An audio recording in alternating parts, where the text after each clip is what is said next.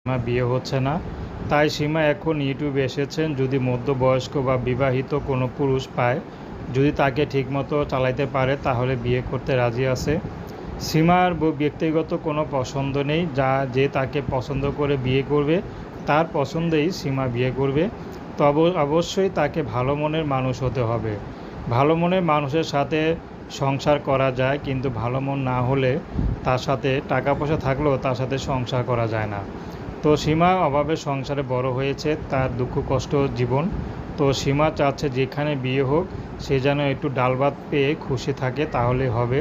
কিন্তু তাকে যেন কোনো অতীত নিয়ে কষ্ট না দেয়। তার অতীত অনেক, জীবনের অনেক কষ্ট, ছোটো থেকে কষ্ট করে বড় হয়েছে, পড়াশোনা করতে পারেনি। তার মধ্যে তার বাবা নেই, তার মা আছে, তার ছোট একটা বোন আছে, তা দিয়ে সংসার চলে।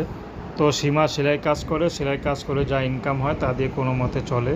তো এতে যে কিছু জমিয়ে সংসার, সংসার করবে, বিয়ে করবে, সে অবস্থা নাই। সীমার কোনো আত্মীয় স্বজন নাই। তো সীমার একটি ভরসা যে অবশ্যই আমি ভালো